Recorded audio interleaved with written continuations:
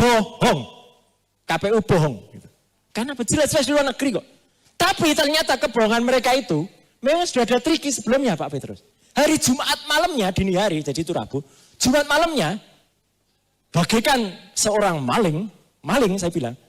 Mereka memindahkan data-data itu dari Singapura balik lagi ke Indonesia. Dan saya punya semua rekamannya, capture-nya, dan sudah saya berikan ke MK dalam affidavit-nya. Jadi ketika data itu ada di Singapura, data itu masuk ke, sudah saya berikan. Jadi nggak apa-apa teman-teman, kalau nggak dengar kesaksian langsung di MK, saya sampaikan di sini dan itu ada di dalam affidavit. Affidavit itu nilainya sama, ya, dengan kesaksian langsung. Karena memang saya benar-benar nggak bisa hadir waktu itu. Nah, artinya apa?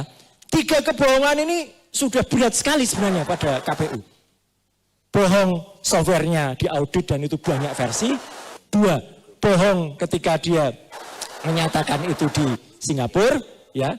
Bohong berikutnya ketika kita temukan juga data-data itu ternyata ketika masuk itu sudah tadi pada sistem yang disampaikan oleh Mas Anas dan Mas Yudi tadi. Sudah ada ibaratnya kotaknya, sudah ada tempatnya. Angkanya sudah ditentukan sejak awal.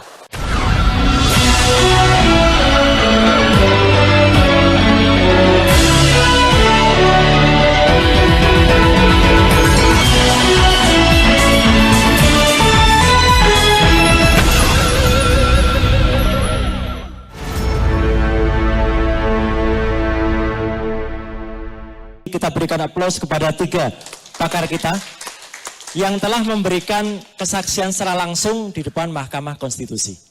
Pak Hasto dan teman-teman semua, banyak juga pertanyaan ke saya. Mas Roy kenapa nggak jadi ahli kemarin di MK? Saya jawab, kebetulan hari Senin, Selasa, dan Rabu saya sudah tercatat harus berada di provinsi yang agak jauh dari Jakarta. Tapi saya sudah memberikan affidavit, Pak Hasto. Jadi kesaksian secara tertulis dan itu diminta oleh Mahkamah Konstitusi dan sudah saya tanda tangani lengkap, sudah saya post. Jadi ini lebih di atas amicus curiae. Karena kesaksian ahli tertulis itu memang diminta oleh Mahkamah Konstitusi. Jadi saya sudah memberikan tapi bentuknya tertulis, ada gambar-gambar diagramnya dan itu yang akan saya ceritakan hari ini. Ya, isinya apa? Intinya teman-teman semua, saya tampil di sini kelihatannya kok aneh-aneh bahwa apa ini. Nah, justru alat kecil inilah yang men-trigger saya, Pak Hasto. Ketika akhir Desember yang lalu, ya, kita menyaksikan debat Capres dan debat Cawapres. Ya. Alat kecil ini yang tadinya, saya terus terang tadinya itu saya sudah mau ke kampus saja, kembali ke kita dan tidak mau urusan politik lagi. Karena saya sudah 4 tahun pamit dari partai politik. Tapi melihat ada upaya penggunaan alat semacam ini, dan itu terjadi pada saat debat Cawapres, maka saya langsung melakukan analisis waktu itu, ini curang. Ya. Langsung waktu itu. Dan saya langsung berani menganalisis bahwa buat apa seseorang menggunakan 3 mikrofon. Yang satu pasti bukan mikrofon. Karena apa? Karena nggak perlu ada 3. Ada handheld, ada clip on. Kenapa harus ada seperti ini? Dan alat ini bukan hanya berfungsi mikrofon. Ini ada earphone-nya. Ini bisa untuk melakukan feeding. Feeding itu artinya apa? Kalau ada video banyak yang beredar, ketika dia bicara di belakangnya ada juga yang omon-omon, umi-umi di belakangnya. Itulah dia lagi memfeeding. Jadi apa yang dikatakan bahkan sempat waktu itu salah babnya, salah chapternya. Ditanya soal ini yang dijawab ini. Udah salah jawabnya panjang lagi. Dan waktu itu pun sebenarnya ada yang bocor.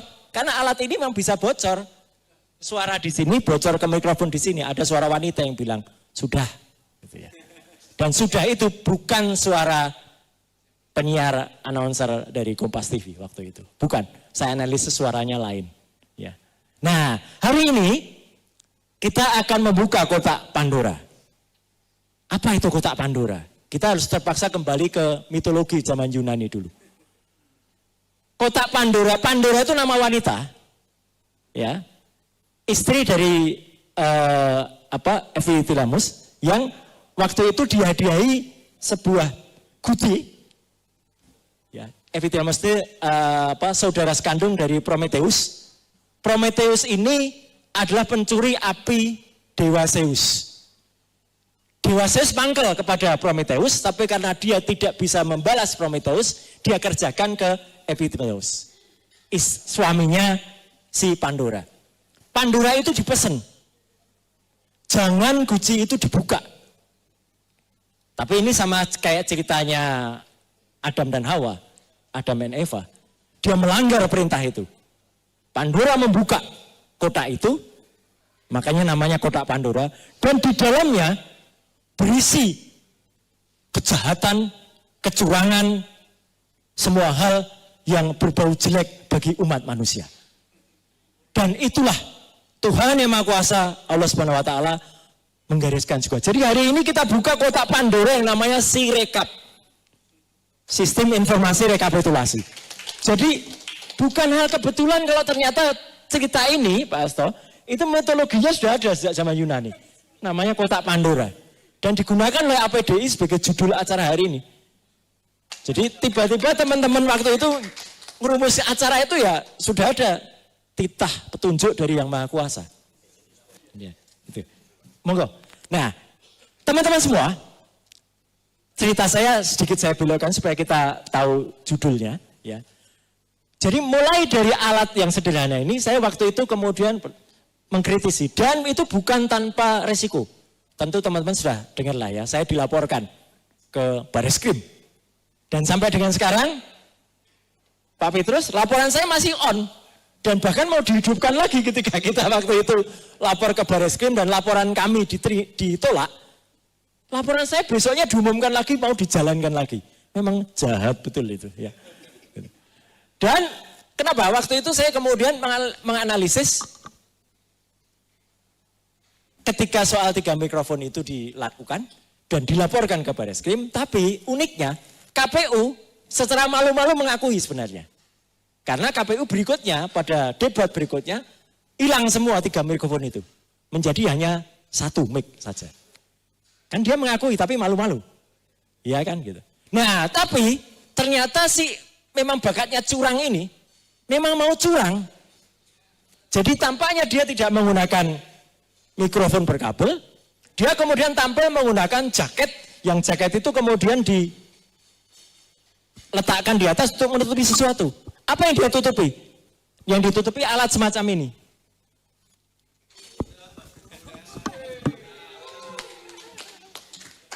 Ini adalah wireless neck headphone. Ini bisa dikoneksikan dengan headphone, disembunyikan di baliknya, dan bisa mendengar instruksi. Jadi sama saja, si Samsul itu masih tetap di feeding. Asam sulfat. Masih tetap di feeding. Hanya sayangnya waktu itu saya sudah usulkan harusnya diperiksa sama Pas Pampres. Tapi Pas Pampres jawabannya kami tidak berhak memeriksa anak presiden. Ya sama kayak MK. MK tidak berani mengundang kepala negara, tapi yang diundang adalah menteri-menterinya. Gitu. Nah itu. Nah jadi tadi sekali lagi presentasi dari Bu Leoni, Pak Anas dan juga Pak Yudi tadi luar biasa. Saya akan mulai dari awal. Jadi dengan demikian, mulai awal Januari, betul Mas Yudi, saya sudah mencermati ketika saya download program Sirekap, itu adalah staging version, versi 2.14 waktu itu, awal Januari. Saya langsung teriak, ini program yang masih staging, program yang masih beta, kok berani-beraninya di launching kepada masyarakat. Padahal itu dengan biaya besar. Nggak boleh teman-teman semua. Jadi ini satu poin. Nggak boleh program yang masih staging atau yang masih beta version itu dilepas kepada masyarakat. Apalagi kita tahu MOU pembuatannya sudah ada semenjak tahun 2021. Jadi KPU melakukan signing dengan ITB itu pada tahun 2021. Harusnya awal 2024 itu sudah jadi program, sudah dirilis Dan sudah diaudit. Ini yang penting. Program harus beredar itu harus diaudit. Sudah pasti program staging itu tidak mungkin lolos audit. Jadi kalau KPU mengatakan dia sudah diaudit oleh BRIN dan BSSN, Mas Hasto, dengan kata keras saya bisa mengatakan bohong. Makanya kalau dilihat nangis kan kemarin si yudisinya waktu menyampaikan di depan. Dan BSSN, ini tolong dicari, info yang kita dengar mengundurkan diri beberapa hari sebelum pelaksanaan pemilu sebagai technical assistance. Dan dia bukan auditor, dia hanya technical assistance BSSN itu. Jadi lain, technical assistant dengan auditor lain. Dan ini perlu dilihat karena ini masuk fakta-fakta hukum. Itu satu. Yang kedua, fakta hukum yang kedua. Berkali-kali kita dengar, Sirekap banyak alat bantu, Sirekap banyak alat bantu, Sirekap banyak alat bantu. Temuan kami, tim APDI ini, jadi ini temuan kita bersama, ya. Sirekap bukan alat bantu, tetapi dia adalah alat utama. Karena satu-satunya yang termuat dalam PKPU nomor 5 tahun 2024, yang tadi disebutkan oleh Mas Anas, yang disahkan baru tanggal 12 Februari 2024, 2 hari sebelum pemilu baru membuat keputusan, dan diundangkannya baru tanggal 13 Februari, Mas. Gila kan ini, padahal itu detail sekali. Itu hanya menulis Sirekap. Sirekap ditulis detail di situ, di bab 1, poin nomor 43 kalau nggak salah, kemudian di beberapa bab yang lain. Manual berjenjang tidak pernah ada tulisannya di PKPU. Sekali lagi saya ulangi, sistem manual berjenjang tidak pernah ditulis definitifnya di PKPU. Secara hukum, Pak Petrus, saya pernah dibalek di Badan Legislasi, Mas. Kalau tidak disuratkan, ya nggak ada aturannya. Berarti manual berjenjang itu kebatinan. Lucu kan? Iya, nujum. Ini kayak ahli yang kemarin bersaksi di MK juga, kebatinan nih. Jadi kalau Sirekap yang tertulis di dalam PKPU itu disebut pepesan kosong, dengan segala hormat kita kepada profesor yang menjadi ahli, profesor itu juga sudah mengkhianati ilmu pengetahuan dan mengkhianati fakta yang ada. Jadi saya simpulkan aja. Ketiga, saya di awal Februari itu, ketika di pertengahan Februari, ketika kemudian sudah running, di samping membongkar soal software tadi, saya teriak, kok kita berani-beraninya data penting Republik Indonesia, DPT 201 juta penduduk itu, ditaruh di cloud server di alibaba.com. Tepatnya di Allium Computing. Itu teman-teman bukan tanpa resiko lagi. Lagi-lagi saya dilaporkan Pak Andri. Keluar running text-nya di TV-TV. Roy Suryo dituduh, Roy Suryo menyebarkan hoax gitu. Meletakkan server di Singapura. Gilanya lagi, saya mengatakan gilanya lagi. Seminggu setelah tanggal 14 Februari, kalau nggak salah tanggal 21 Februari, komisioner KPU duduk berjejer, gagah banget di gedung KPU, bikin konferensi pers macam ini. Menyatakan dengan tegas, waktu itu BT Epsilon yang bilang, kami jamin data-data itu tidak ada di luar negeri, ada di Indonesia. Ketua KPU mengatakan, Hasyim Asyari mengatakan, sejauh pengetahuan saya, sepanjang pengetahuan saya, memang data-data itu hanya ada di dalam negeri. Saya langsung teriak, berarti pengetahuannya nggak panjang itu. Dan satu lagi, bohong. KPU bohong. Karena jelas-jelas di luar negeri kok. Tapi ternyata kebohongan mereka itu, memang sudah ada triki sebelumnya Pak Petrus. Hari Jumat malamnya, dini hari, jadi itu Rabu, Jumat malamnya, bagaikan seorang maling saya bilang, mereka memindahkan data-data itu dari Singapura balik lagi ke Indonesia. Dan saya punya semua rekamannya, capture-nya, dan sudah saya berikan ke MK dalam affidavit-nya. Jadi ketika data itu ada di Singapura, data itu masuk sudah saya berikan. Jadi nggak apa-apa teman-teman kalau nggak dengar kesaksian langsung di MK, saya sampaikan di sini dan itu ada di dalam affidavit. Affidavit itu nilainya sama, ya, dengan kesaksian langsung. Karena memang saya benar-benar nggak bisa hadir waktu itu. Nah, artinya apa?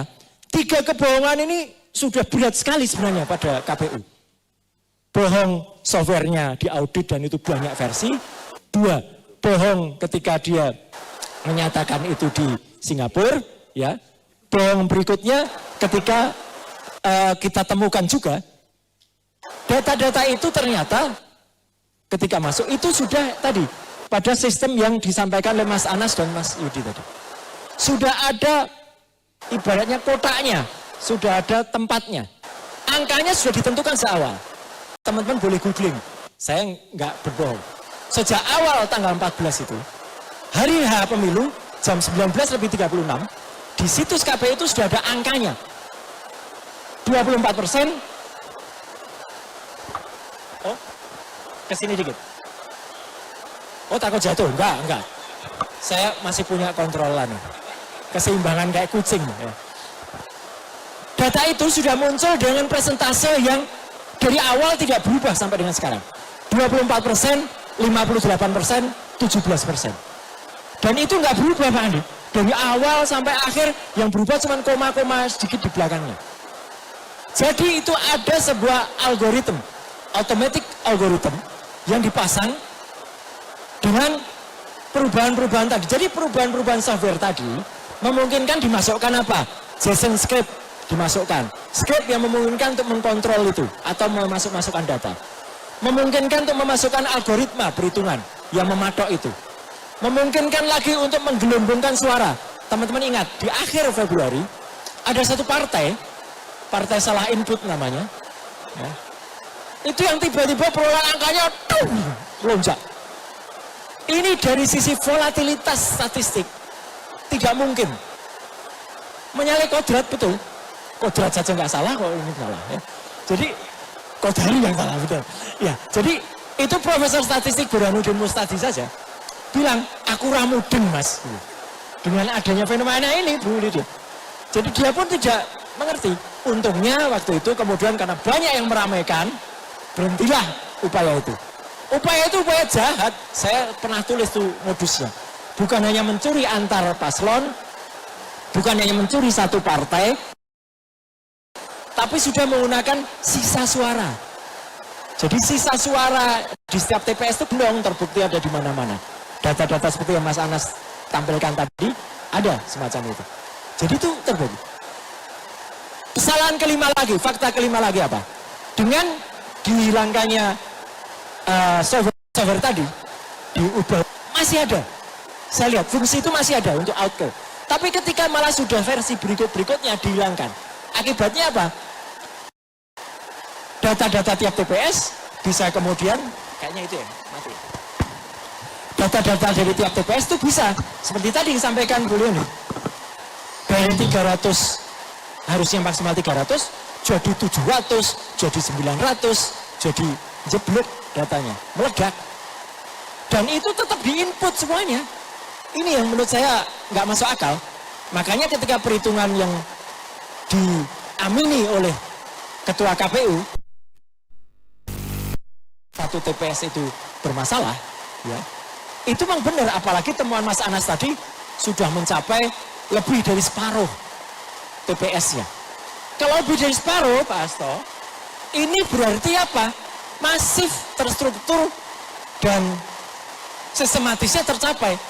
Lihat, ingat hitungan saya dari awal tadi, iya kan? Ngawur, iya. Benar. Jadi ya dari awal memang sudah ada perencanaan. Software-software itu memang sudah dirancang untuk ngaco. Kedua, ini yang saya tidak terima, Mas Anos, ketika profesor itu lagi menyalahkan ini semata-mata technical error. Masa software disalahkan? Dan cek. Oh, itu memang yang punya. Dan OCR itu ini sudah kuno, nggak mungkin salah. Per hari ini teman-teman semua, usia OCR itu berapa tahun? 110 tahun. Sudah ditemukan tahun 1914 oleh fisikawan Jerman. Dan sudah dipakai puluhan tahun di kampusnya Bu Leoni, kampusnya Mas Anas, kampus saya. Ya kalau OCR tidak terpercaya, ya perguruan tinggi nggak akan pakai itu. Itu tuh kesalahannya minor. Kok bisa kesalahannya sampai lebih dari 18 bahkan berapa persen tadi ngitungnya Mas Anas? 30 sekian persen ya. Ini kan ngawur. Nah, dari bukti-bukti ini, kita yang tergabung dalam APDI dan para ahli itu benar-benar ingin temuan ini bukan hanya temuan teknologi saja, tapi ini sudah temuan hukum yang nanti akan diolah oleh Pak Petrus. Jadi ini sudah bisa bermakna karena satu, secara hukum legalitas Sirekap ini memang legal. Tapi justru karena dia legal dan salah, ya berarti salah hitungannya. Berarti apa? Sirekap ini sudah benar-benar menjadi alat utama dan alat utamanya error. Hasilnya tidak bisa dipercaya. Itu poin pertama. Yang kedua, poin terlagi adalah apa?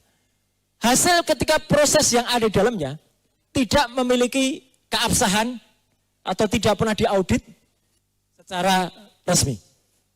Saya sampai dengan sekarang sudah juga mencoba komunikasi Pak Kakak ke BRIN. Saya punya beberapa sahabat di BRIN. Siapa sih yang melakukan audit? Enggak ada yang tahu Pak Petrus. Dari BRIN. Itu Mas Hasto. Sahabat-sahabat di BRIN mengatakan dudu aku ya Mas. Bukan saya ya. Bukan. Lu itu sopo? Karena saya tanya kalau BRIN audit ini, tahu jawab loh ini. Yang diaudit yang versi berapa? Audit itu nggak mungkin 10-10-nya diaudit. Pasti hanya satu. Lah kalau satu yang diaudit, ya itu yang boleh dipakai. Di-download oleh KPPS, bukan yang lain-lain. Padahal 800.223 TPS itu mendownload dalam versi yang berbeda-beda. Jadi ini secara sistem hukum tadi. Dan yang terakhir adalah KPU banyak sekali yang kita kejar kemarin dari Komisi Informasi Pusat. Kebetulan saya dan Pak Yudi, kami berdua saksi, ahli di Komisi Informasi Pusat. Saya memberikan kesaksian pagi harinya, beliau siangnya. Ya. Lah ya, ini yang paslon 300 semua. Langsung keluar kan? Betul, terima kasih Mas Yudi. Jadi ini yang ada, jadi artinya angka-angka ini membuktikan bahwa di TPS itu sudah dimainkan luar biasa. Udah TPS-nya, data TPS dimainkan, hasilnya diubah-ubah. Waktu pertemuan di Bandung, sengaja saya tunjukkan teman-teman, ini loh tanda tangan palsu, ini loh palsu. Saya pernah belajar daktiloskopi, itu ilmu sidik jari dan tanda tangan. Jadi kita bisa tahu tanda tangan palsu dan tidak itu kelihatan. Tarikannya kayak apa, arahnya kemana, bahkan bolbanya sama. Yang terakhir dan ini fatal, KPU sempat menerbitkan aturan nomor 349 tahun 2024 tanggalnya aneh, 17 Maret 2024. Jadi ketika di tengah-tengah dia diproses di KIP, dia mengeluarkan aturan data induk kami yang berbentuk CSV, Common Service Values, tertutup untuk dipublikasikan selama 3 tahun. Setelah KPU selesai, untung kita punya sahabat Indonesianis yang mengajukan gugatan ke KIP yang namanya Pak Ted Hilbert. Salam saya untuk Pak Ted. Ya, itu luar biasa. Saya langsung feeding terus ke Pak Ted. Harus ditabrak Undang-Undang Keterbukaan Informasi Publik nomor 14 tahun 2008 itu di atas semua peraturan di bawahnya. Alhamdulillah teman-teman, kita berikan ucapan kepada Yakin Yayasan Akuntabilitas itu dan didukung oleh kita. KIP telah mencabut aturan itu. Jadi data CSV itu bisa kita buka. Kalau data itu dibuka dan sudah dikejar, jadi kita, tapi KPU masih aja belagu juga. Silakan datang ke sini, bawa hard disk 40 tera.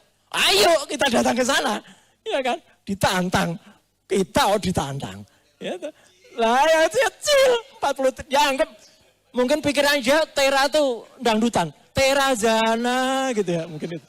Nah jadi teman-teman semua, dengan semua bukti ini, saya berharap betul tim TPDI, tim Pembela Demokrasi Indonesia di bawah Pak Peter Celestinus, Pak dan kawan-kawan, ya, bisa merangkum betul konstruksi hukumnya, dan Pak Hasto dan tim kita berikan support moral supaya hak angket tetap jalan Pak Hasto. itu ya. Jadi kita semua para ahli yang ada di sini siap support dengan segala kemampuan kami Pak Hasto, dengan pengetahuan kami, dan saya sekali lagi bersyukur, dulu saya teriak-teriak sendirian kayak serigala melolong, sekarang sudah ada Mas Anas, sudah ada Bu Lydia, sudah ada Mas Bayudi, ya, yang ini kemudian bisa memberikan pencerahan. Makanya itu ada, dan Ikatan Alumni ITB yang luar biasa. Tepuk tangan.